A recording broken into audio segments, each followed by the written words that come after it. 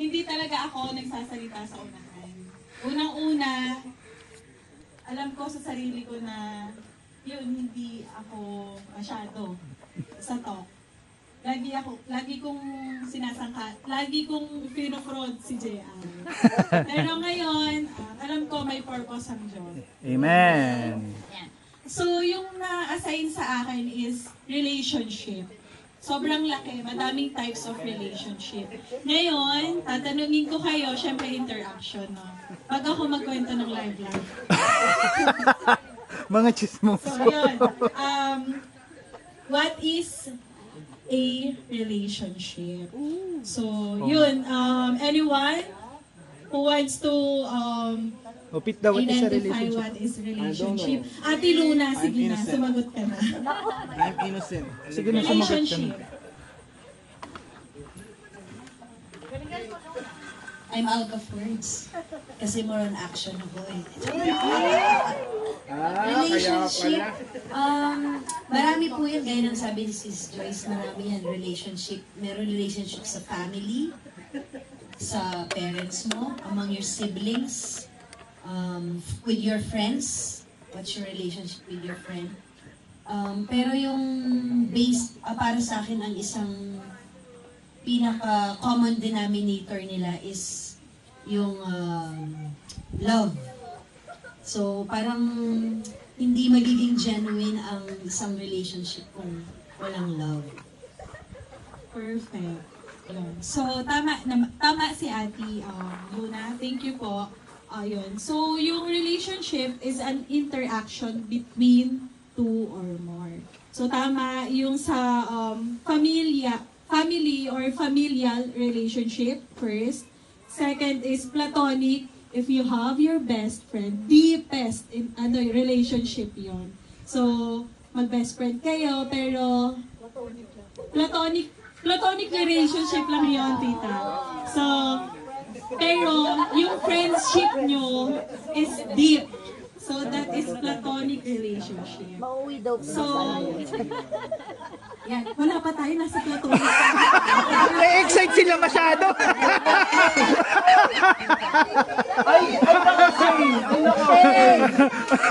So, yung platonic relationship is you have your friend, but you have a deep relationship with him or her. Yes. So, sa casual relationship naman, is yung casual lang, yung friends mo, yun yung relationship. And then, of course, ang paborito ng lahat is a romantic relationship. Hey, parang nakangiti ka na naman. Miko. Ay, meron pa pala, professional relationship. Yung Yes. sa professional relationship naman is yung with your colleagues sa trabaho or business partner. Yeah. Pero ang favorite ko talaga at ng karamihan sa atin ay yung romantic relationship. Yee! Hindi tayo mag-focus ngayon. Okay. So, building relationship God's way. Ito yung topic natin ngayon. Wow. Building relationship God's way. Wisdom, patience, and purpose. Isa-isahin natin yan. First, sabi sa Proverbs 4:20 to 23, my son, attend to my words, incline thine ear unto my sayings, let them not depart from thine eyes, keep them in the midst of thine heart, for they are life unto those that find them, and health to all their flesh. Keep thy heart with all diligence, for out of it are the issues of life. Ang ginamit ko kasi dito, King James Version. Favorite ko kasing basahin yun. Although, titingin pa rin ako ng ibang Translation. version. Kasi mas mababaw yung ESV. Pero kasi pag nagsasaulo kami ng Word of God, ito talaga. So, yan. Emphasize ko lang, Word of God talaga para sa mga young adults. Kasi napagdaanan ko na. Yan na. Yan na. Ito na, magkwento na ako. Pero hindi pa. Okay. Siyempre, the Bible does not only teach us how to find love, but also how to honor God through our relationship. So, syempre, di ba, Um, First, love begins with God. Because we love because He loved us first. yes, very good. That is 1 John 4:19. We love because He loves first love us. So, before entering in a romantic relationship, you should ask yourself muna, mga young adults. Magtanong daw. Ayan, ito muna kasi, syempre, unang-una, nagmamahal tayo. Because God loves us. Ngayon, papasok tayo sa romantic relationship. Ang mangyayari ngayon, tanungin natin sa sarili natin, what is our priority? Is God our priority? Kasi how could you love others if you don't prioritize God and you don't love yourself? So, first yun. And then second, am I growing spiritually? Because you have to focus first yourself before you love others. And then third is, am I just looking for someone to complete me? Or am I already complete? Oh. So yung tatlong yun. Okay, ito na yung love story ko. Kasi, Just it, ay, ba't andito kayo? Maligo kayo. sige, go. Bantayan niyo yung dalawa. Hindi, okay lang yan, tita, nandito sila. Kasi Okay lang nakakilala ako yan. sa Diyos na unang napakinggan ko ang salita ng Diyos when I was grade school. Okay. So, yung word na yon, kasi sinasama ko ni mama ko sa Bible study. Tinutulugan ko lang actually yung Bible study nila kasi Siyempre. alas 8 ng gabi. Siyempre. Pero, Normal lang sa din. ano ko, weekly kasi silang may Bible study. Ha? Di pa pala Sa pagsama ko sa kanila, meron naman akong nakukuha. Word of God yun. Siyempre, una, ano lang yung sa puso eh. So, maliit na, ano tawag doon, tita? Seeds. Yeah, okay. So, hanggang sa, yan, yung mga, may mga youth tayo, may mga young adults tayo dito. No? And then, syempre, yung mga between those years, naranasan ko din kung paano yung maging, high school, yan, katulad nila Kuya Mike, yan, so, Ba't kami agad? boyfriend, Ay, okay. Pero, yung word of God, talagang nasa puso ko yun. And then, when I met JR, Yay! Babawi na, bro. college days. college days. Third year college ako. Kasi ako talaga yung nasa puso ko as a young adult before. At saka youth na rin ako before eh, sa church namin. Magkaka-boyfriend ako. Mag-aasawa ko kasi may boyfriend na ako nun eh. Non-Christian. Pero gusto ko siyang dalahin sa church. Pero ang sabi niya, hindi tayo magpapakasal sa church. Nung narinig ko yun, nag-break kami. Oh. Buti na lang, Kuya May Jay. tama ng tama doon. Yun nga, yung sa Ay. Proverbs, word of God talaga. Kapag nakakarinig ka ng salita ng Diyos, buhay yan eh. Buhay yung word of God. Talagang ano yan, magsasalita yan sa puso mo, yung conviction na. So, hanggang sa nakilala ko si JR, siya ay kumpleto ng iglesia. Kompleto ng doktrina ng Oh. iglesia that time. So, hindi ko alam kung paano nanligaw siya sa akin. Eh. Hindi ko alam. Basta sinabi ko lang sa kanya.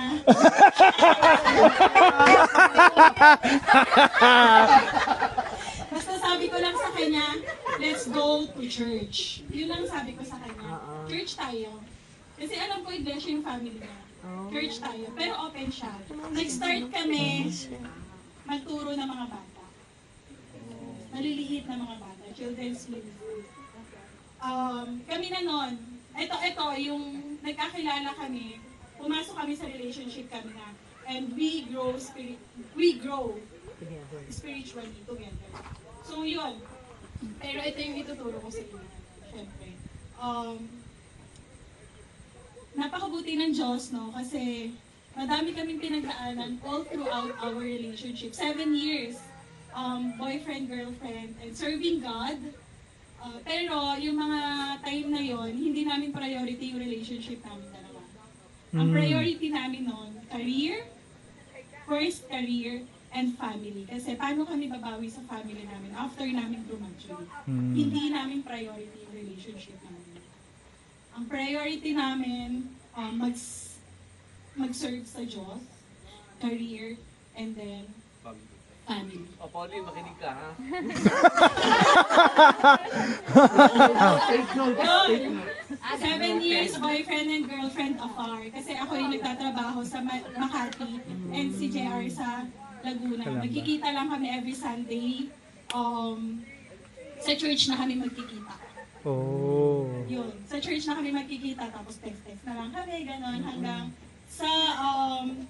sa naging stable na kami, financially, emotionally, spiritually, then nagpakasal na kami. And then nandito kami sa harapan nyo ngayon kasi parehas kami ng goal. Yung goal namin is magkaroon ng pamilya, serve sa Diyos kasama ang buong sambahayan. So yun, Amen. hindi kami natatapos. Ito lang yung love story natin. So yan, reflect young adults dun sa tatlong question. Is God my first priority? Am I growing spiritually? Or am I just looking for someone to complete me? Kasi yung young adults natin ngayon nakahati sa Gen Z at saka di ba? Millennial. Oh, buti na lang nasa Gen Z talaga ako. Buti lang, baby boomer. Hanggang 29 years old. Baby boomer. Yun, so our relationship with God should be the foundation of every other relationship. So, yan. And then prioritize your relationship with God. Then third, don't seek someone to complete you. Seek God who makes you whole. So yan yung first. Wisdom. Ask wisdom from God. Kasi yun, dun lahat. Pag may wisdom ka from God, hindi ka na malilitaw. So yun. And then number 2, practice patience and trust God's timing. Kasi every season there's timing naman from God. That is Ecclesiastes 3, chapter 3, verse 1. For everything there is a season and a time for every matter under heaven. So, young adults, huwag magmadali. Yun. Huwag kang ma-pressure sa social status. 30 years old ako. Wala pa akong boyfriend, girlfriend. Si Grace. Kasi ang Gen Z ngayon, ang generation ngayon. Uy. Dito? Pressure. Ayan. Ulitin ko. Huwag kayong ma-pressure sa social status ngayon. Kasi yung generation ngayon, ibang-iba na. So, lalo ngayon, papalapit na yung second coming of God. You have to prioritize yourself. Yes. Pag hindi ka pa handa, pag alam mo sa sarili mo na hindi ka pa handa pumasok sa romantic relationship, you have to prioritize yourself. So, God's timing is better than our own. Do not pressure, do not pressure with social timing. Trust God's timing rather than social pressure. Take time to know a person's character. Yung character kasi ng tao ngayon, hindi mo siya, kailangan mo na take time. Patience talaga, bago mo makilala yung isang tao. Kasi kami ni JR 7 years in a relationship So, yung meron kaming mga pinagdaanan. Pero, as long as na, alam mo yung Diyos, yung priority nyo sa isa't isa. Bago kayo nagpakasal? Kasi sa kanya, Diyos talaga ang priority niya, ako din. Priority ko. So, yun naman eh, tayo. nagtagpo kami. 2 years lang. We walk together with Christ. So, yun, waiting is not wasting, mga kapatid. Waiting is not wasting. Grace, bang grabe tingin sa'yo? Shane, nako, Waiting Shane. is not wasting. You have to Emphasis be yun, emphasis. patient. Patience talaga. Wait for God's timing. Kasi kapag nagmadali ka, mapapaso ka lang. Pag napaso ka, ano mangyayari sa'yo? Setback ka ulit. Pag nasa... Joyce, doon naman sa gawin na yun. Ako po kasi nagmadali ako. Bakit? Kasi ang mga girls kasi emotional. Super emotional ang mga girls. Maanuhan lang ng mga boys, mapakitaan lang ng alam mo yung special ka, gano'n. Pero bibigay na kaagad sila. Pero hindi nila alam, friends lang ang gusto sa kanila ng boys. Sabi, Friend zone! Hindi, ayun nga. So, pag kasi, so yun, God's perfect timing. Huwag kang magmadali. Huwag kang magmadali. Kasi, ibibigay at ipapaalam yan sa iyo. First, you have the wisdom from God. Alam mo yung salita ng Diyos. Alam mo yung mga characteristics ng isang Kristiyano o nagpapanggap na isang Kristiyano. Mga oh. fake news, tsaka fake news siya. Yes, kasi meron mga dumadalo lang sa church kasi gusto ko tong babaeng to, gusto ko tong lalaking to. Yeah. Pero yung genuine love, yung love niya sa Diyos, wala doon eh. Kumbaga kasi kung yung tao na naliligaw sa'yo, alam mo na priority niya yung Diyos, alam mo na kapag nagtagpo kayong dalawa, talagang you will walk together with Christ. You will serve together with Christ. Yes. So, ito, dun sa mga young adults na available pa. Pero paano naman yung mga young adults na hindi na available? Yung mga in a relationship na ngayon. Oh, yan.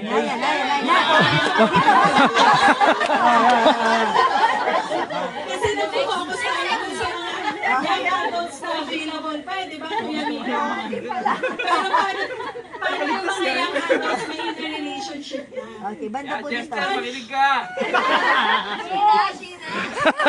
Paano mo malalaman na siya na? Uy, Kasi, katulad kami ni JR, pumasok kami sa, naging active kami sa church, kami na. Paano ko malalaman na siya talaga? kung siya ang the one. So yun, paano nyo malalaman? Siyempre, babalik ulit tayo dun sa umpisa, di Lahat ba? sito. Yung girlfriend ko ba priority ang Diyos? Ako ba priority ko ang Diyos? Amen.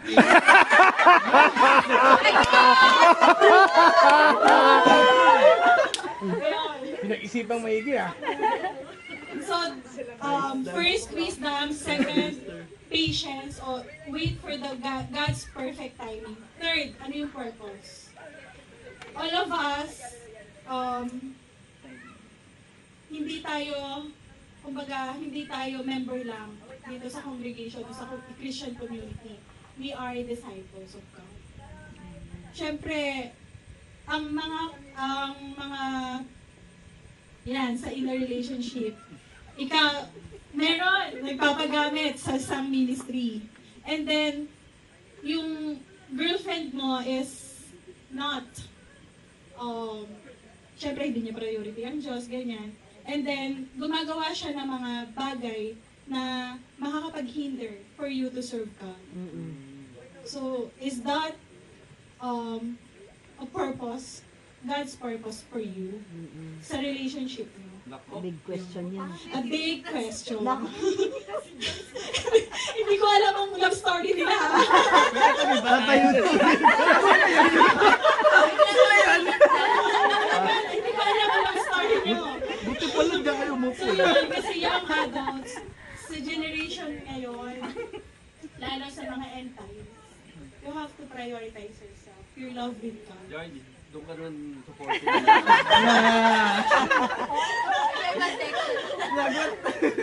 Yun. So, syempre, you walk together with God. kung papasok ka sa romantic relationship, walk together with it. Kasi, ayun na young adults, papasok pa lang kayo, no? Dito naman, may mga in a relationship. Bakit gano'n nakahiwalay? Oo nga, no. O, hindi namin pinag-anan. Wala aksidente sa Diyos. Perfect talaga. May mga in a relationship, no? Siyempre, ask wisdom from God. Ask wisdom from God. Emphasize ko, ask wisdom from God. Nakikiayon pa yung Word mga of insekto. God. Magbabad tayo ng salita ng Diyos. Yun. Yes! Yun. Lalo sa mga huling araw na ito, kasi ito lang yung magiging weapon natin sa mga daya ng ating kaaway. At dun sa mga wisdom from God, yung mga dapat mong maintindihan, malaman about dun sa partner mo. At sa mga tao na ibibigay sa'yo as your magiging partner. Mga tao. So, yun. Sobrang kinakabahan pa ako. Kinakabahan ka pa ba dyan sa... Hindi naman po alam. Ayan, so attraction is important, but shared faith and purpose are essential. Oh! Non-negotiable yun. Yan, young adults, pag kayo nagkakasundo kayong dalawa, alam nyo ang dalawa na you grow together spiritually, you serve together with God and sa ministry, lumalago kayong dalawa. Alam nyo, ayun na yung purpose ng Diyos. Yun na yung wisdom from God na magsaserve kayo together with your bubuong pamilya. Bubuuin yung pamilya. So yun. A healthy relationship moves both individuals closer to God and toward His calling. Yan. So, can two walk together except they be agreed? Amos 3, verse 3. So, kapag kasi magkaiba yung mindset niyong dalawa, pag meron kayo mga friends, ganyan, magkaiba yung mindset niyo, yung ikaw punong-puno ka ng word of God, tapos yung naniligaw sa'yo is, hindi siya tugmamit. You can walk together with Christ. So, Kuya Miko, okay lang. Noted, no? Noted. Wala ako personally. So, yun. Go, go. Maganda yung topic, no? Pero hindi lang kasi talaga ako sa elaboration. Oo nga! So, yan. Build a relationships God way. Ito talaga yung iiwan ko sa inyo, young adults. Build a relationship God's way. Ask for wisdom from God. Practice patience and trust with God. Pursue purpose, not just feeling. Kasi kapag nagpadala ka sa feeling mo, sa emotions mo, mapapasok ka na. Yun. Dapat sa purpose. Pakiulit, Grace. Ayan, meron tayong mga, syempre, young adult, susunod niyan, isa. Yes. From you, at from Young adult. Young couple. Young couples. yung children po, ano nga yun, tita? Likha. Yan, from likha to youth, Alab youth. Yanig, Yanig. and then Isa. isa. Tapos haligi. Kasi pag pumasok ka na sa romantic relationship, wala ka nang ibang iisipin dyan eh. Kasi, O yung mga... ang Ano tawag yun? looking Yung, forward ka na na old, nagiging isa old kayo. adults? Ay, old couples. Isa. Pangipakinggan. Diba? So ito, marami tayong mga tutularan dito na pag naging isa, syempre hindi naman tayo perfect. We are human. No perfect sa human relationship. Yes. Walang perfecto.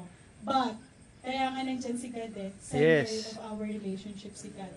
Para mapagwagian natin lahat. So yun, thank you sa May tanong kayo? Wala, sir. Ay, may tanong. Ay, may tanong. Okay, sige. Ako yan. So for today's generation and young professionals generation, since you are model